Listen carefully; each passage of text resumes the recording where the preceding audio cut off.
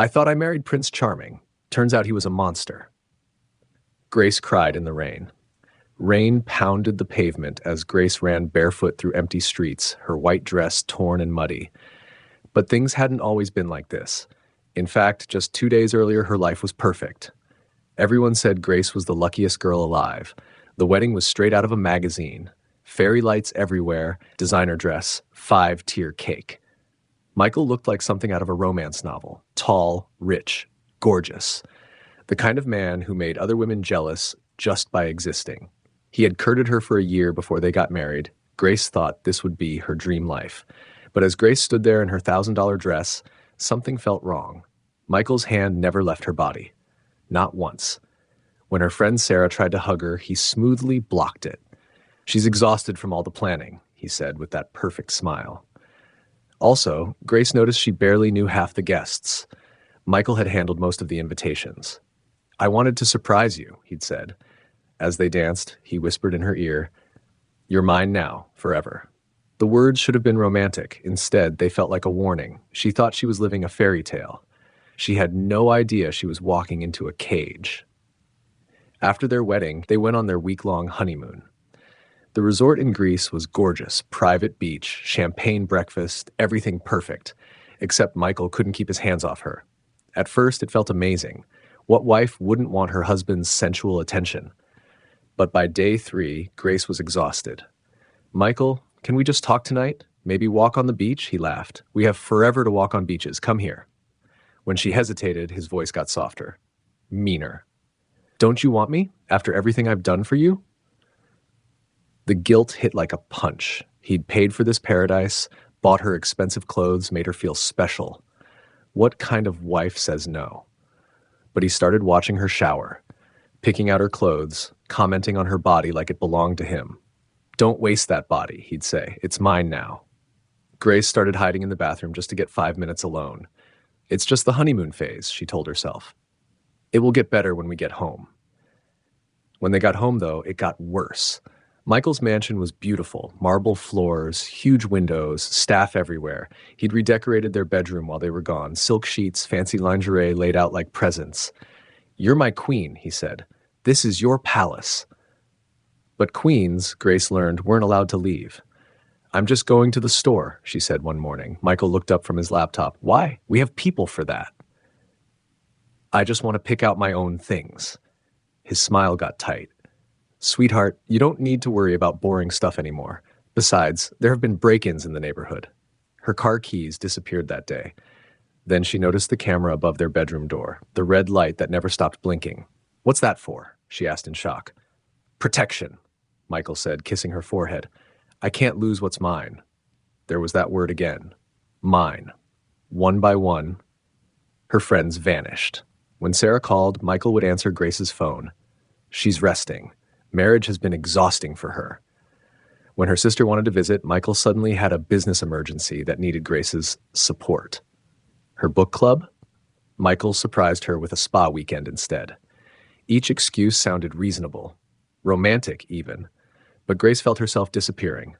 The breaking point came when she tried calling her mom privately one night. She had just started to tell her mother what was happening in her life when he suddenly appeared. "Why are you whispering?" Michael's voice made her jump. Were you talking about us? About our private life?" His voice went dangerous. "Marriage means no secrets, Grace." That night, her phone disappeared too. She became utterly alone and utterly used. Grace spent weeks building courage to mention therapy. She waited until Michael was relaxed, telling her how pretty she looked in the red dress he'd bought. "Maybe we could talk to someone? Like a counselor?" The room went ice cold. Michael's smile died. He stood up, towering over her. "You think I'm sick?" "No. I'm a normal man with normal needs. You're my wife. What kind of woman denies her husband and then says he needs fixing?" He grabbed her waist, pulling her close, kissing her neck while his words turned cruel. "You drive me crazy. I can't think straight around you. I'd die without you." She tried to push away. His hand slammed the wall beside her head.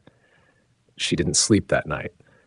2 weeks later, Grace broke into his phone, trying to call her family for help. Michael was in his 30-minute shower routine. She had maybe 20 minutes.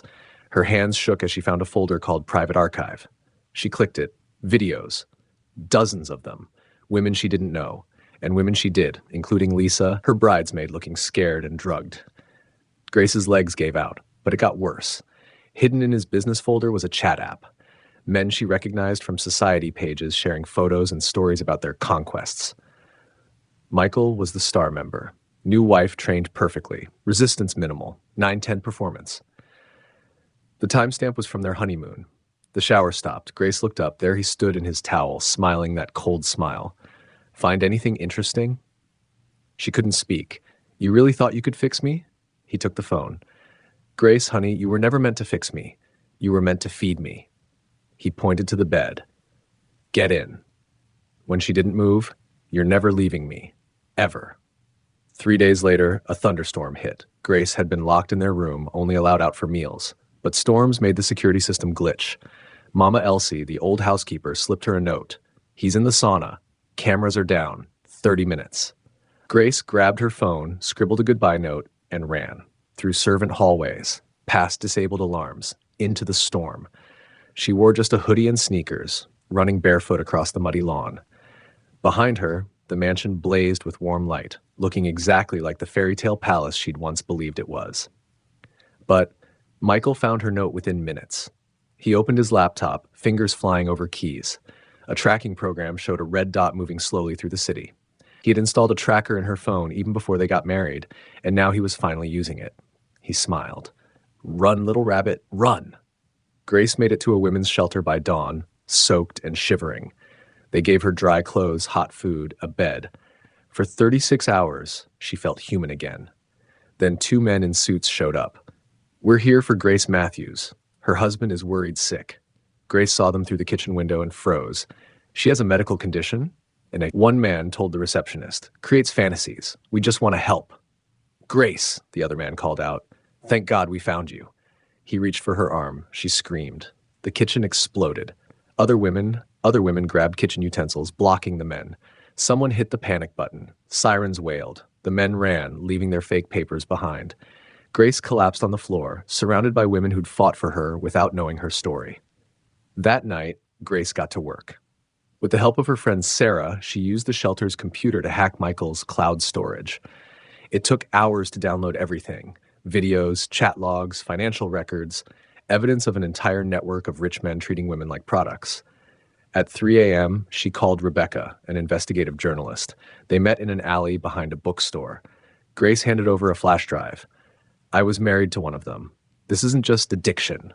It's a system. Rebecca's face went white scrolling through the files. This is huge, but I need you on record. I can't. He'll find me. But the evidence speaks for itself. Grace met her eyes. Burn it all down. The story broke like a bomb. Leaked files expose elite sex ring. Within hours, Grace Files was trending worldwide. Screenshots flooded social media, video clips played on every news channel. Michael's name wasn't in the headline line, but the internet connected the dots fast. His photo appeared next to other exposed men, executives, politicians, celebrities. By noon, protesters surrounded his mansion. By evening, federal agents did too. Grace watched from the shelter as they dragged Michael out in handcuffs, still in his silk pajamas, screaming about lawsuits. The room erupted in cheers. How does it feel? Another woman asked.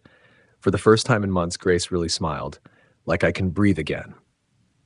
6 months later, Grace had a new name, new city, new life. Michael's empire crumbled. Dozens of women came forward. Criminal charges piled up. He went from billionaire to public enemy overnight. Grace never testified. She stayed anonymous. But every Thursday, she volunteered at women's shelters, running support groups, helping others escape. They say love is blind, she told a new arrival one evening, but it's also brave when it finally walks away. The young woman looked up with hollow eyes. What if he finds me? Grace took her hand. Then we make sure the whole world is watching when he tries. Final words. A man who can't control his desires will destroy everyone who loves him. But sometimes the woman he underestimates destroys him first. The end. If you love this story of revenge, romance, and reward, don't forget to like, comment, and subscribe to the channel.